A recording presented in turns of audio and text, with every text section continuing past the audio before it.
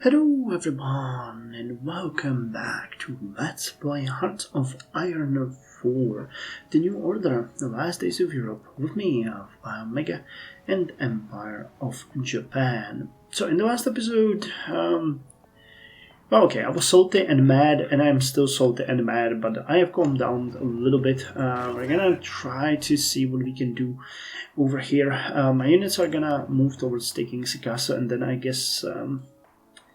I don't know, this operation in the north is not working, so we might just try to take the territory in the south. Probably these three provinces would work well, and then circle and destroy that, hoping that we're gonna free up some enemy units.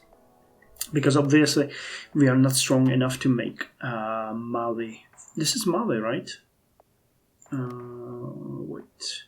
Yes, Mali. This is Mali. So we're not strong enough to make them crumble. In the meantime, we're just gonna hoard political power and continue with increasing the support. I have absolutely no idea if what I'm doing is right. I guess we need 5 more propaganda campaigns. So that would probably translate to about 150 days. No, that's too much. It's gonna be, 150 days, yep, because it's 50 political power. So roughly that. So a couple of months. We can do that unless the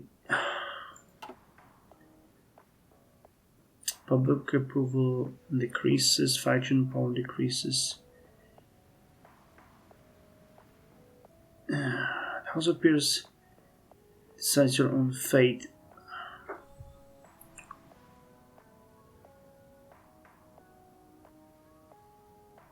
Their claim.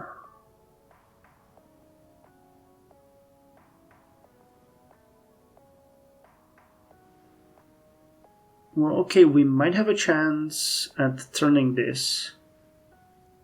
It's saying that the support will drop by 20%. But that's most likely because we don't have big enough support, right? I think so, because if we get it, Constable is 47, House of Peers is 50.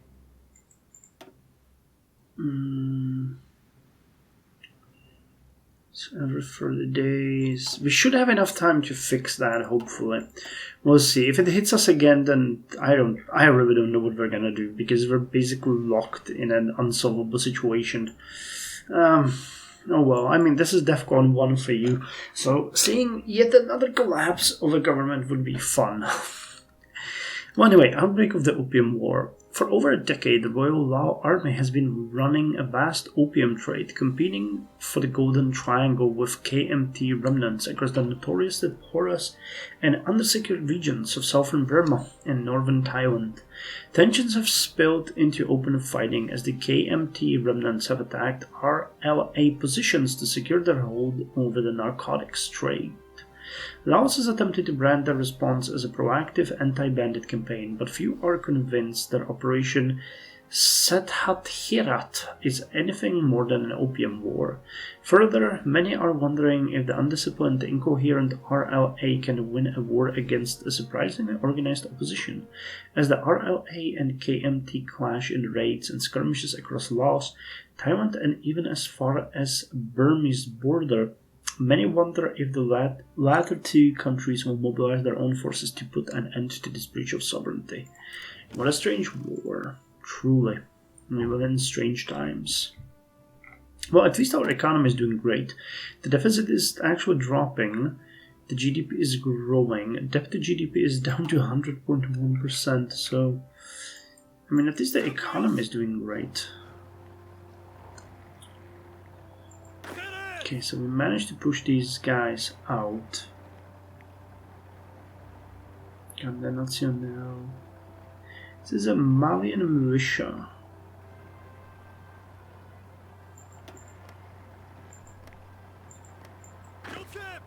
Yeah, it makes very little sense to do anything here.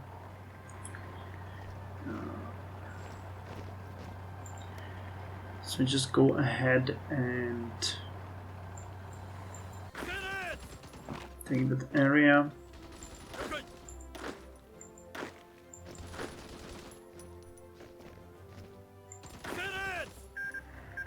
Oh! Oh, nice! Okay, somehow they managed to... Okay, I think they might have finally taken that area and that Sikasso, and that made them give up. But okay, that is a great win for us. Amazing. So now, guys, you need to go here as fast as possible and eliminate this enemy before... they're probably not going to be able to eliminate them now. Okay, regain a little bit of your organization and attack. Okay, well, turns out I was salty for nothing. Okay, so who do we need to defeat now? Wow, still so many. But yeah, they have pretty much no army left. So we're just gonna focus on taking the enemy down. Okay, I don't think they have any forces up in here in the north. So we're just gonna go there. Follow these guys, and we're gonna take Toba, Dakar, and that ought to break down Volofia. Okay, so what can we get? Navy. We're pretty much done with Navy, so there really isn't anything we want to do. Yeah, it's mutual exclusive, so we don't really need to do that. And we won't. We won't. How does the public... that just increases our power in the Yokosuka. I don't think that's worth it. At this point we just need to focus on what is important. So take this Auro, and then you guys march over here and we'll split. I'm gonna go to Toba and you're gonna go to Dakar.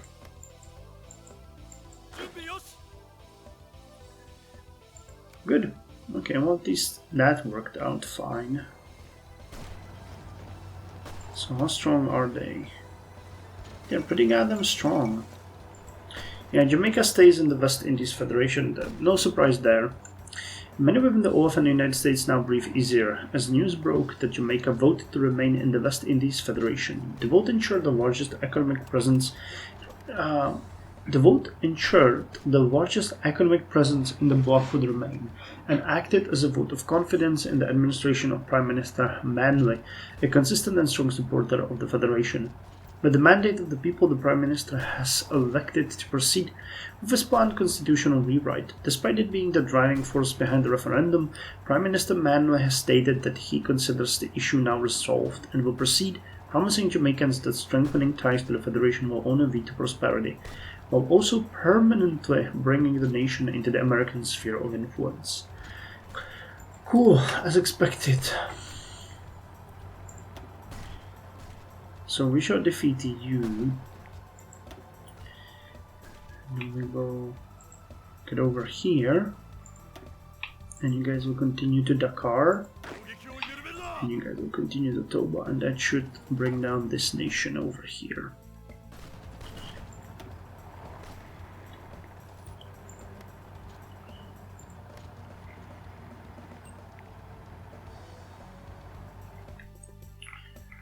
Okay, so are you guys actually doing something, or are you just like chilling here and not actually doing anything?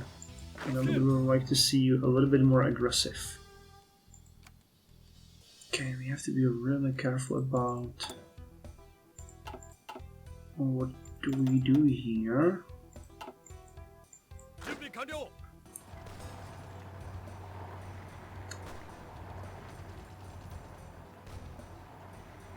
Human.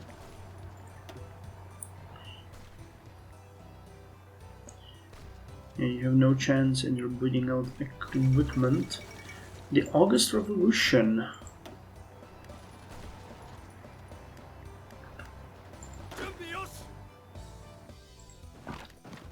I'm gonna push you out before we move north.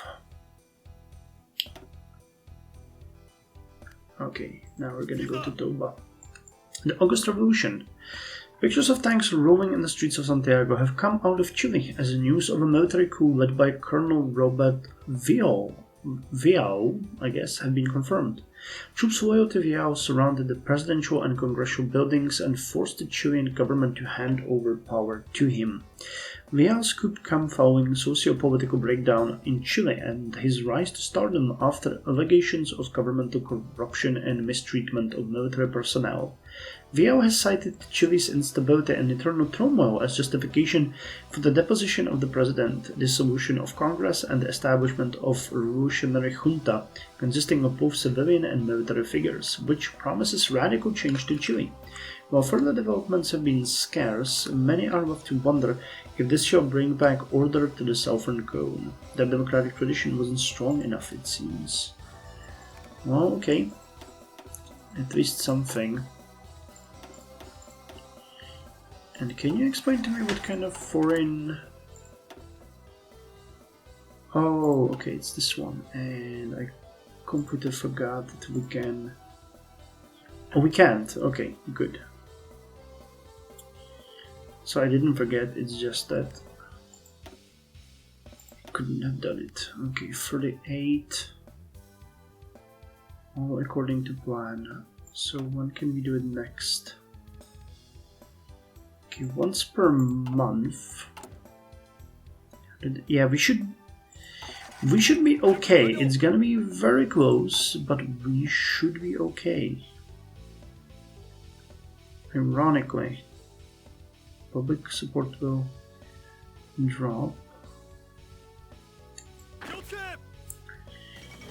The Supreme Economic Council sidelines the fascists in Colombia. In New Granada, an organization known as the Supreme Economic Council, known for being the main association of rural and industrial oligarchs in the country, has made a surprising putsch. This coup has expelled the fascist party and the church from the top echelons of power, giving the SEC full control of the state. Supreme Economic Council, yeah, SEC. At the head of the SEC is Lisandro Sierra Velázquez, one of the former Antiochian business leaders, and credited as one of the few people in Colombia to kickstart the nation's industrialization.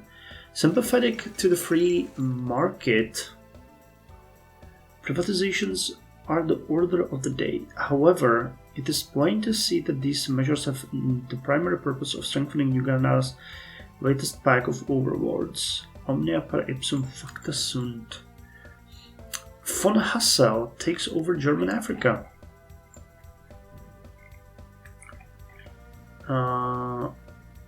Okay. I feel like German Africa is gone. Did it collapse? Reichskommissariat Hans Hüttig's tenure has come to an end as an organized coup led by the former mayor of Leopoldville. Kai-Uwe von Hassel has seized control of the administration of former Central Africa. As the rest of Reichsstadt collapses into chaos, von Hassel has promised stability in Congo. Okay, so he is here. The most lucrative colony of the German Africa, a development welcomed by the Reich government and investors, who have slowly started to return as Germans and Belgians work together to rebuild the remnants of German Africa. End of the Reichsstadt, yeah. Ah, here it is. Okay, yeah. I remember this collapse. It wasn't really nice to us. Okay, so we need to see, this is Volofia. They're 2% towards capitulation. But they have 5 victory points and 5 victory points here and nothing else. So if we take those, they should collapse. And then we'll have just you guys. So really, right? No, Joa. Joa is... Where is Joa?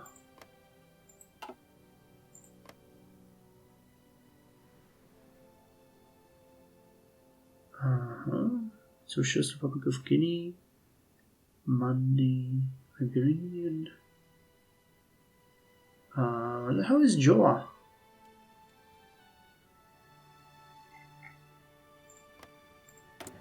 This is Guinea? Oh. Ah, okay, here. Okay, that's the odds to be fine. We can take them.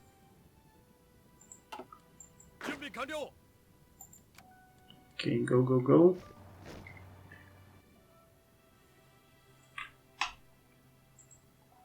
And then you can both go here.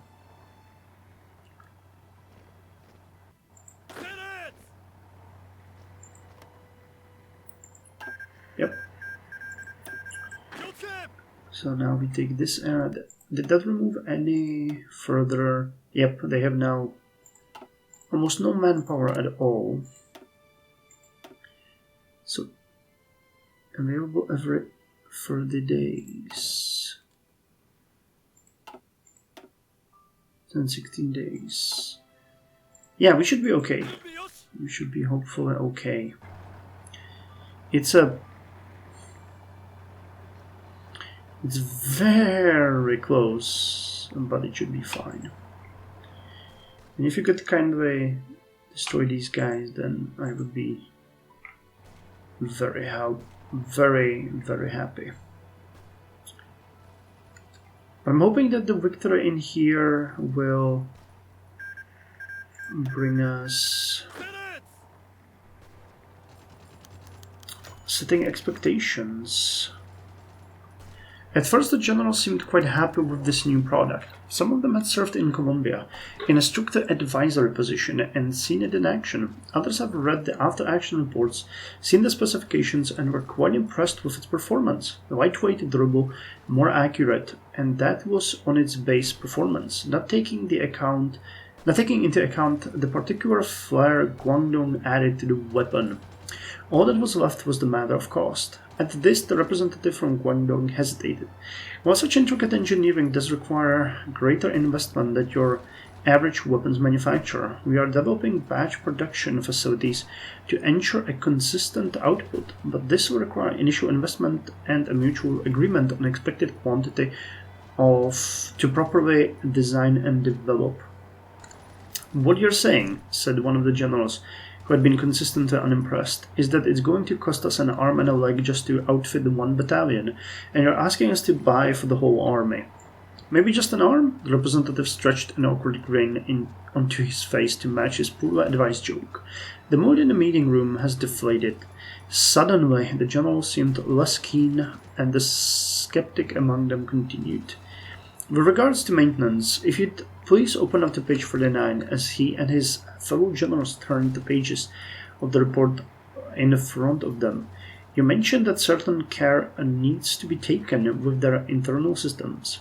I know the outer shell can take a beating, but some of the restrictions, we can't use these in dry heat. Build-up of foreign materials such as coarse sand can interfere with the electrical components. What happens if our boys need to fight in the desert? I assure you, gentlemen, that will be fixed in the next development cycle. Okay, so we're getting new chassis. Fujitsu's experimental modules. I like this part of it. That's kind of fun, but hopefully it's not gonna destroy us completely. Okay, how are the... China seems to be holding its own now. That's pretty good. That is pretty good.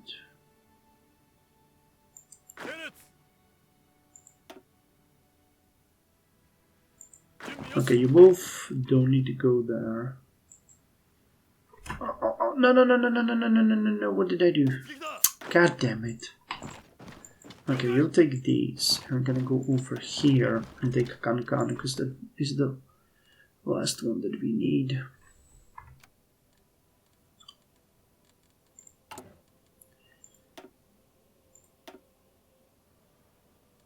Come on, get it to me.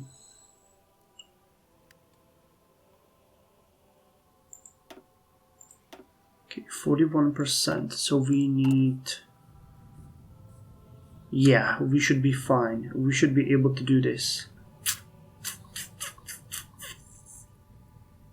We have 107 days. We get... Hold on. Let me get a calculator out. 1.56 times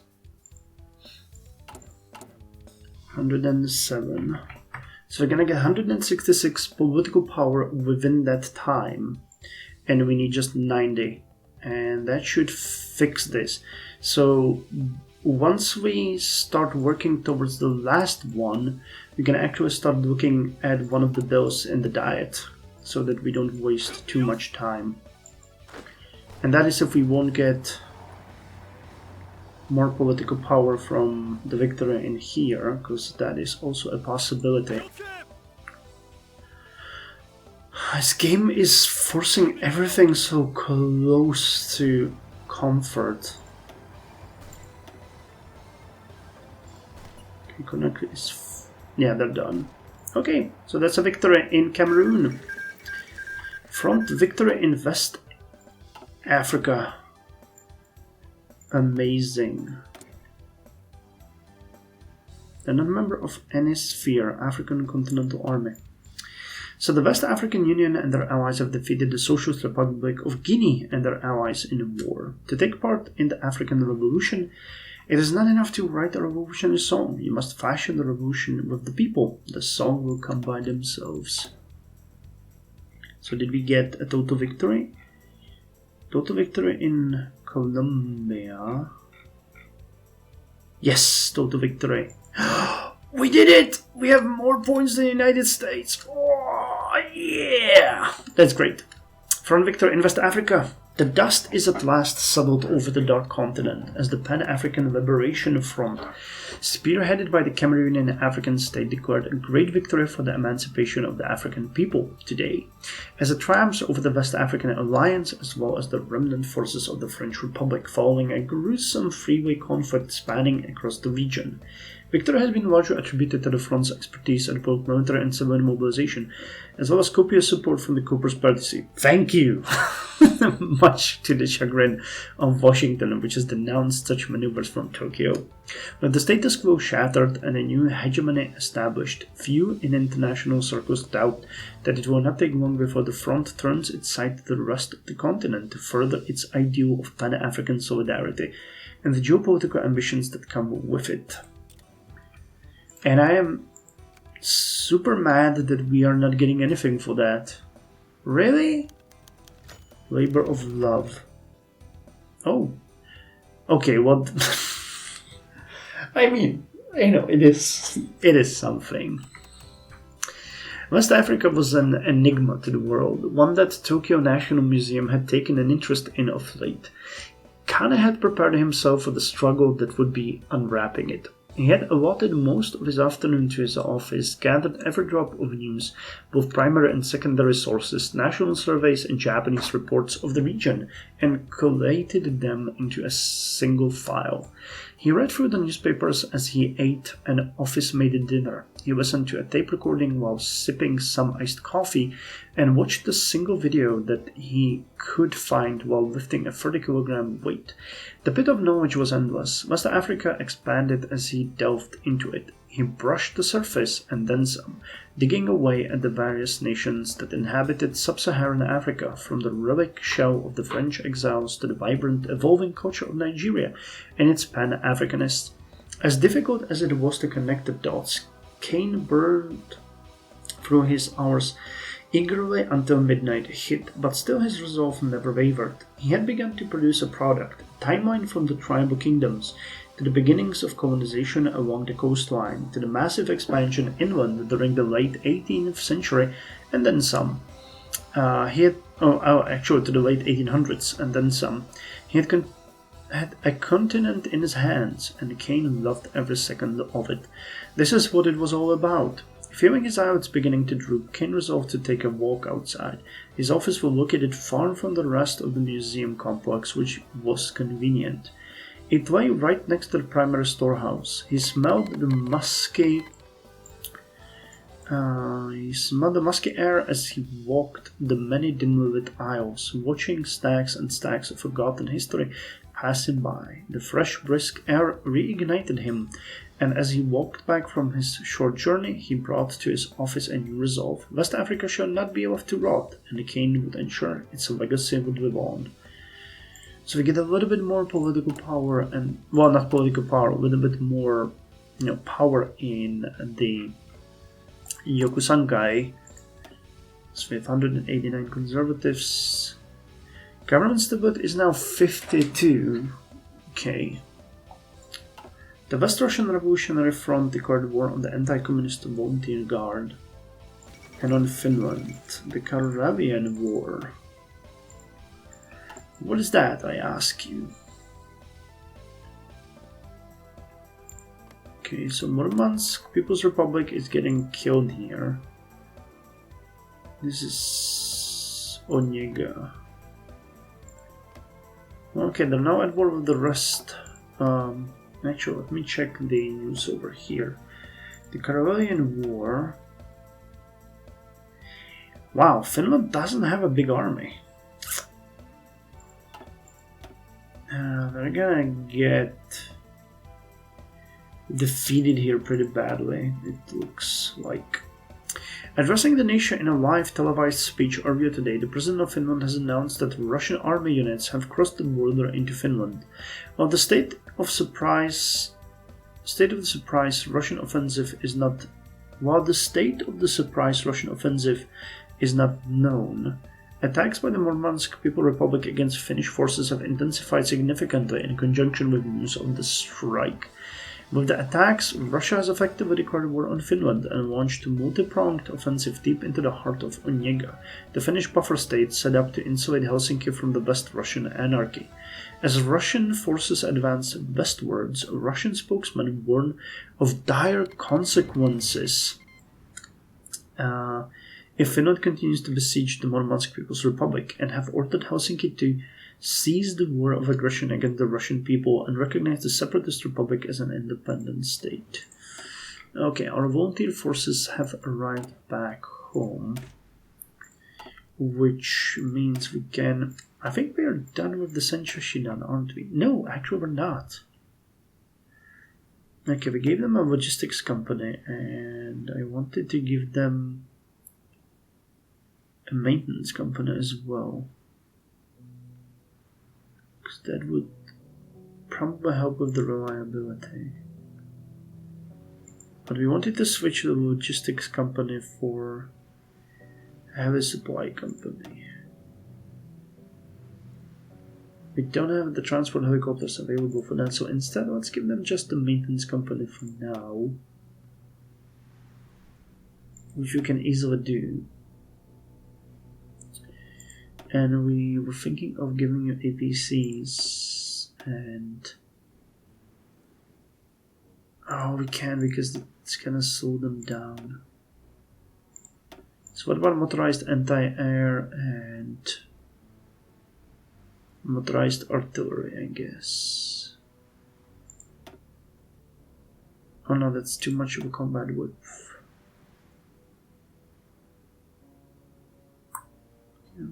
Or another unit of motorized infantry. Okay, so let's do it like this. We can do that. So you guys can drill.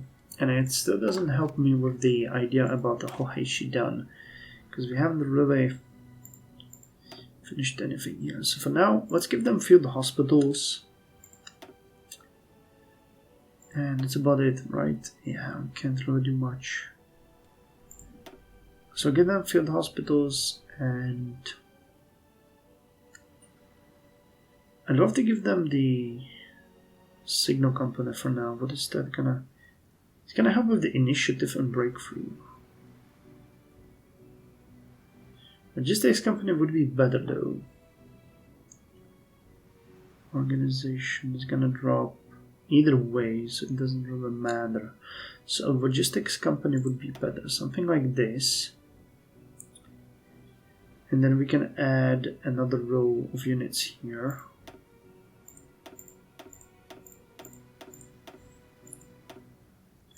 Something like this, or we wanted to do something like this. Okay, which means this one would probably switch to anti-air, something like this. That would work fine, I think.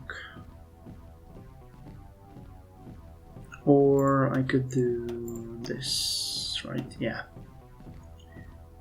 It would maybe be a little bit more effective. Very defensible with decent breakthrough. Okay, for now let's give them the third hospital and the logistics company. And we'll have them all drill. Because they will have a reason to now. We lost some production units, which we need to fix. Stability is fine, political power is fine, we can speed it up. You, my dear man, will get these most experienced unit. And these guys will be assigned to you. You're all in Tokyo, so that is fine. Regular 1, regular 2. Jesus Christ. The attrition is making it pretty much impossible to get a decent experienced units. Takeover of Manchuria. So much. Okay, they're fascist. Okay, let's deal with that in the next episode. For now, I'm content. So thank you very much for joining me, and I'll see you in the next one.